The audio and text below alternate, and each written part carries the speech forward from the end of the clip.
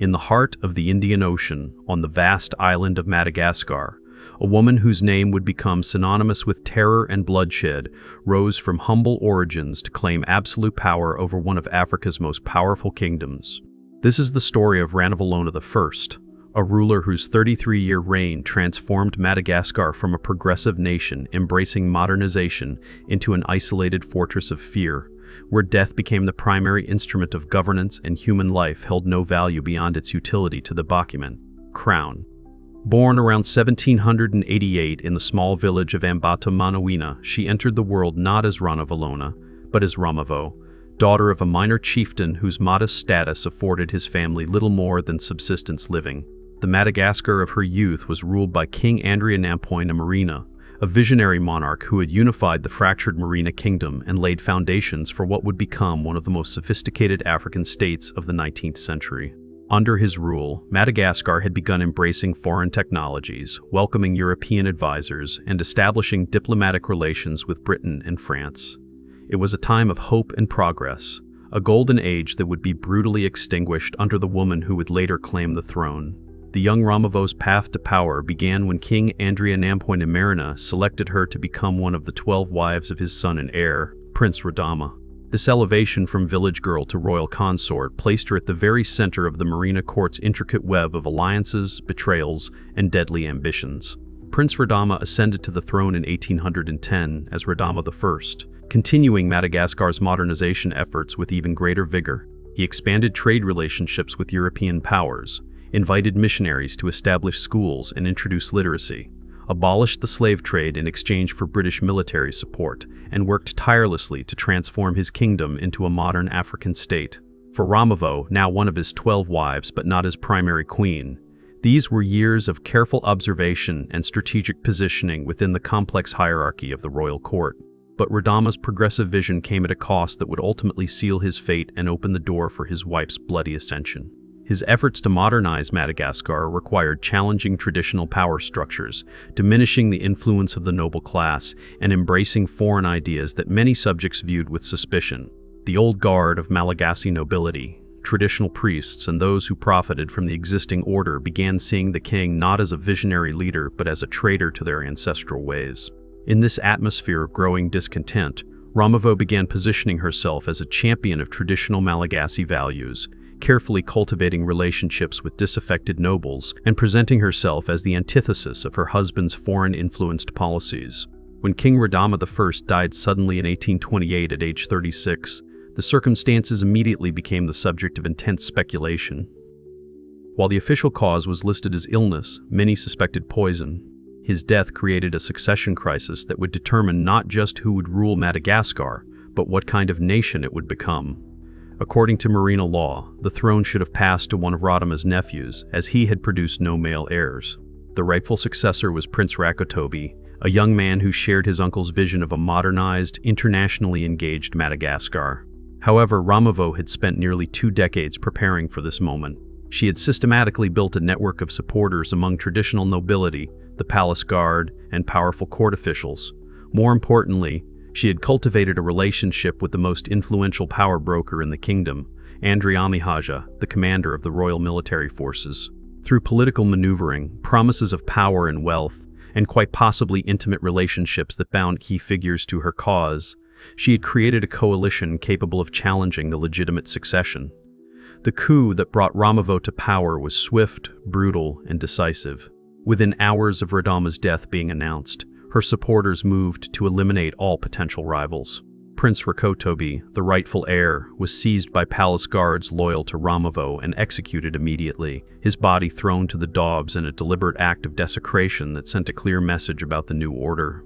Other royal family members who might have contested her claim met similar fates, their deaths carried out with methodical efficiency that spoke to careful planning rather than spontaneous violence. But eliminating rival claimants was only the beginning of the bloodbath that would mark the transition of power. Ramavo understood that her claim to the throne was legally dubious and that her rule would face immediate challenges.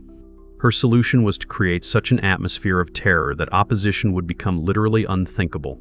In the days following her seizure of power, hundreds of officials, nobles, and military officers who had served under Radama were arrested on charges of disloyalty. Most were executed without trial, their deaths serving both to eliminate potential opposition and to demonstrate the absolute power of the woman who now called herself Queen Ranavalona I. The transformation from Ramavo, the royal wife, to Ranavalona, the absolute monarch, was marked by a complete reversal of her predecessor's policies and a return to what she claimed were the pure, traditional ways of the Malagasy people. One of her first official acts was to expel all foreign missionaries and advisors from the kingdom, declaring that their presence had corrupted the soul of Madagascar. The schools established to teach literacy were closed, printing presses were destroyed, and diplomatic relationships that Radama had carefully cultivated with European powers were severed with brutal finality. But it was her treatment of Madagascar's Christian population that truly revealed the depths of her cruelty and the systematic nature of her persecution. Under Radama's rule, thousands of Malagasy people had converted to Christianity, drawn by the religion's message of hope and educational opportunities provided by missionary schools. Ranavalona viewed these converts not merely as religious dissidents, but as traitors to their race and culture who had been corrupted by foreign influence. She declared Christianity to be a crime against the state and the ancestors, punishable by death, and launched what can only be described as a campaign of religious genocide against her own people. The persecution of Christians became one of the defining features of Ranavalona's early reign, carried out with sadistic creativity that seemed to delight in maximizing both physical suffering and psychological terror. Christian families were torn apart, with parents forced to watch their children tortured before being executed themselves. Churches were burned with worshippers trapped inside, creating human bonfires that could be seen for miles and served as warnings to any who might harbor sympathy for the forbidden faith. Those who possessed Bibles or other Christian materials were subjected to particularly brutal treatment, often being forced to eat the pages of their holy books before being put to death in the most agonizing ways imaginable. Central to Ranavalona's reign of terror was her resurrection and weaponization of an ancient Malagasy judicial practice known as the Tangina ordeal. This traditional method of determining guilt or innocence involved forcing accused individuals to consume a poisonous nut from the Tangina tree, with survival indicating divine vindication and death proving guilt. Under previous rulers, the Tangina ordeal had been used sparingly and with significant ritual safeguards, but Ranavalona transformed it into an instrument of mass murder that could eliminate enemies while maintaining the pretense of divine justice. The Queen's application of the Tangina ordeal was both systematic and arbitrary, creating an atmosphere where any citizen could be accused of any crime at any time and forced to undergo the deadly test. Accusations of witchcraft, disloyalty, theft, adultery, or simply being related to someone who had fallen from favor were sufficient to trigger the ordeal. The preparation and administration of the Tangina poison became a refined art of torture, with the dosage carefully calibrated not to ensure a quick death but to maximize suffering. Victims would typically endure hours of agonizing convulsions, vomiting blood, and gradual organ failure while crowds of spectators watched their death throes as entertainment. What made the Tangina ordeal particularly effective as a tool of terror was its religious and cultural legitimacy within traditional Malagasy society. By cloaking her murders in the authority of ancestral custom, Ranavalona made resistance to her brutality appear to be resistance to the gods themselves. Those who questioned the justice of the ordeal could themselves be accused of impiety and subjected to the same fate, creating a self-reinforcing cycle of fear that made organized opposition nearly impossible. The scale of death from the Tangina ordeal during the early years of Ranavalona's reign was staggering. Conservative estimates suggest that tens of thousands of people died from the poisonous nut during her first decade in power, with some years seeing the ordeal administered hundreds of times per month. Entire villages were sometimes subjected to mass Tangina trials, with survival rates so low that communities were effectively wiped from existence. The Queen's court became a charnel house where the smell of death was a constant presence and where the slightest misstep could result in a summons to drink the fatal poison. As Ranavalona consolidated her power through terror, she also began reshaping Madagascar's relationship with the outside world in ways that would have devastating economic and social consequences. Her rejection of foreign influence extended far beyond the expulsion of missionaries to encompass complete isolation from international trade and diplomacy. The commercial relationships that had brought prosperity to Madagascar under Radama were severed, cutting off the flow of manufactured goods, modern weapons, and technological innovations that had begun transforming the island's economy. This isolation was not merely a matter of closing borders, but involved active hostility toward any foreign presence on the island. European traders who attempted to maintain commercial relationships were imprisoned, tortured, or executed, their ships seized and their crews sold into slavery. The Queen declared that any Malagasy citizen who engaged in unauthorized contact with foreigners was guilty of treason, a crime punishable by death through the Tangina ordeal. Coastal communities that had prospered through trade were subjected to brutal military campaigns designed to eliminate any potential channels for foreign influence. The economic devastation caused by this isolation was compounded by Ranavalona's decision to resume and expand the slave trade that her predecessor had worked to abolish. Under her rule, Madagascar became once again a major source of human cargo for international slave markets, with the Queen's military forces conducting regular raids on outlying provinces to capture people who could be sold to Arab and European slave traders. These raids served multiple purposes, generating revenue for the royal treasury while simultaneously terrorizing populations that might harbor thoughts of rebellion. The slave raids conducted under Ranavalona's authority were characterized by a level of brutality that shocked even hardened slave traders. Entire villages would be surrounded at dawn by the Queen's soldiers, with residents given no opportunity to flee or resist. Those deemed suitable for sale would be chained together and marched to coastal ports, while the elderly, infirm, or very young who could not survive the journey would be killed on the spot. The psychological impact of these raids extended far beyond their immediate victims, as communities throughout Madagascar lived in constant fear that they might be next. But perhaps the most revealing aspect of Ranavalona's early reign was how she used the apparatus of terror, not just to eliminate opposition, but to reshape the very culture and identity of the Malagasy people. Her claim to be defending traditional values was belied by the unprecedented scale and systematization of her violence, which far exceeded anything in Madagascar's previous history. She created new categories of crimes and new methods of punishment, establishing a bureaucracy of death that processed victims with industrial efficiency.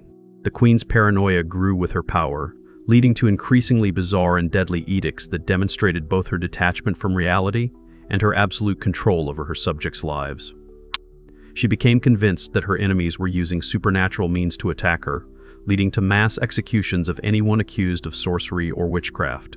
Weather patterns, crop failures, and even her own nightmares were interpreted as evidence of magical attacks, triggering waves of arrests and Tangina ordeals that could claim hundreds of lives based on nothing more than the Queen's fevered imagination.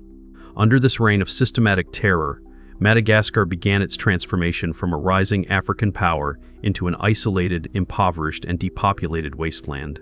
The population decline during Ranavalona's first decade in power was catastrophic, with some estimates suggesting that as much as 1/3 of the island's inhabitants died from execution, forced labor, starvation, or disease.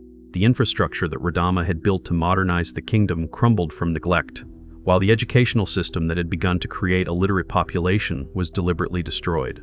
The forced labor projects that Ranavalona initiated revealed another dimension of her cruelty, as she began to conceive of her subjects not as people, but as expendable resources to be consumed in pursuit of grandiose construction projects that served no purpose beyond demonstrating her absolute power. The most notorious of these was the construction of a massive palace complex in the capital city of Antananarivo, a project that would consume thousands of lives and bankrupt the kingdom's treasury while producing nothing of lasting value beyond a monument to the Queen's megalomania. The palace construction became a death sentence for the tens of thousands of workers conscripted to build it. Entire villages were emptied as men, women, and children were forced to march to the capital to serve as unpaid laborers. The working conditions were deliberately designed to be as brutal as possible, with workers given minimal food, no medical care, and subjected to constant beatings and abuse by overseers who were rewarded for maximizing the pace of work regardless of the human cost. Workers who collapsed from exhaustion were simply left to die where they fell, their bodies serving as warnings to others who might consider slowing their pace. Those who attempted to escape were hunted down and subjected to public execution by the Tangina ordeal, with their deaths turned into theatrical spectacles designed to terrorize the remaining workforce. The Queen herself would sometimes visit the construction site to personally oversee the torture and execution of workers who had displeased her, taking evident pleasure in their suffering.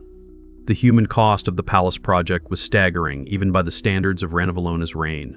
Conservative estimates suggest that more than 50,000 people died during its construction, their bodies buried in mass graves around the capital or simply left to rot where they fell.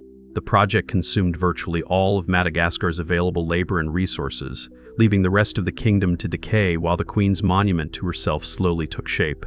The military campaigns that Ranavalona launched during this period were equally destructive and revealed the extent to which her paranoia had begun to consume not just individual enemies, but entire regions of her own kingdom. Convinced that various provinces harbored disloyalty or posed threats to her rule, she ordered systematic campaigns of extermination that amounted to genocide against her own people. These campaigns were characterized by a level of brutality that exceeded even the standards of her domestic terror. Entire towns and villages were burned to the ground, their populations either killed outright or sold into slavery. The queen's soldiers were given explicit orders to show no mercy to anyone, regardless of age or gender, and were rewarded based on the number of people they killed rather than any military objectives achieved. One of the most horrific of these campaigns was directed against the Sakalava people of western Madagascar, whom Ranavalona viewed as inherently disloyal due to their historical resistance to Merina rule. The queen ordered what can only be described as a war of extermination against the Sakalava, with her armies instructed to kill every man, woman, and child they encountered. The campaign lasted for several years and resulted in the virtual extinction of entire Sakalava communities, with survivors scattered to remote areas where they lived as refugees in their own land. The queen's paranoia about supernatural threats also reached new heights during this period, leading to some of the most bizarre and deadly episodes of her reign.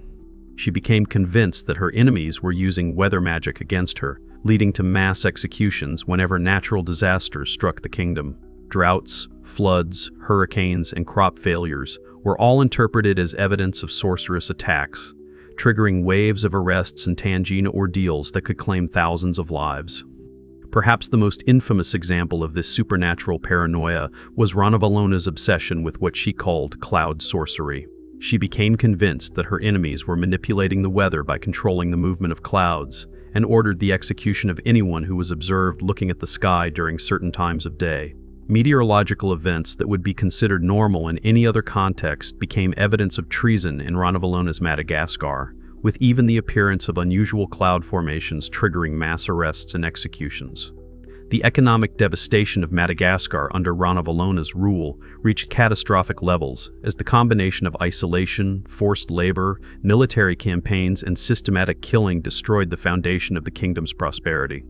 The agricultural system that had sustained the island's population for centuries collapsed under the weight of conscription and neglect, leading to widespread famine that claimed hundreds of thousands of lives. The queen's response to the famine was characteristically cruel and counterproductive.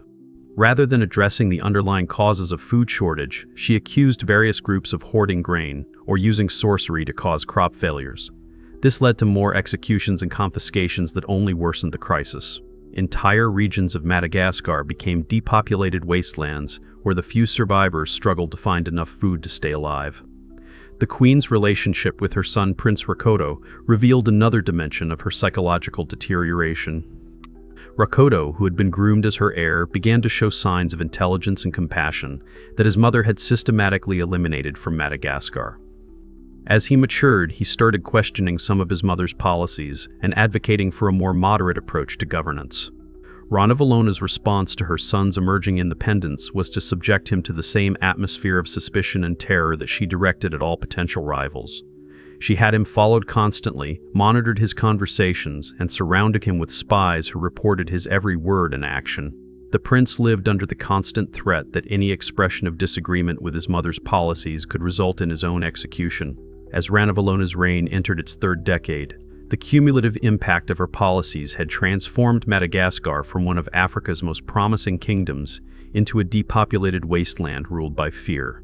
The population had declined by an estimated 2 million people, with some regions losing more than half their inhabitants to execution, starvation, disease, or flight to neighboring islands.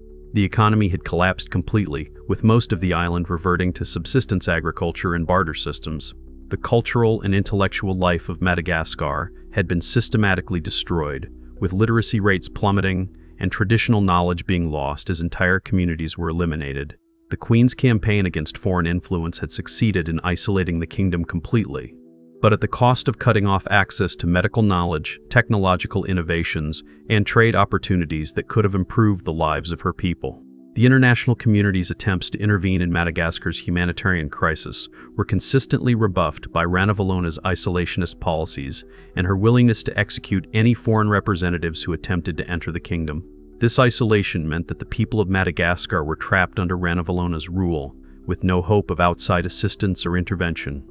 The ultimate human cost of Ranavalona 33-year reign remains difficult to calculate precisely, but conservative estimates suggest that her policies directly or indirectly caused the deaths of between 2 and 3 million people in a kingdom that had numbered fewer than 5 million at the time of her ascension. This represents one of the highest proportional death tolls of any ruler in recorded history, achieved not through war with foreign enemies, but through the systematic oppression and murder of her own subjects. When Queen Ranavalona I finally died in 1861, she left behind a kingdom so thoroughly devastated that it would take generations to recover from her reign of terror. Her son Rakoto, who succeeded her as Ranavalona II, immediately began efforts to reverse his mother's policies and reconnect Madagascar with the outside world, but the damage she had inflicted proved largely irreversible. The population decline, economic collapse, and cultural destruction she had caused had fundamentally altered the trajectory of Madagascar's development, ensuring that the island would never again achieve the promise it had shown under the progressive policies of Ranavalona I.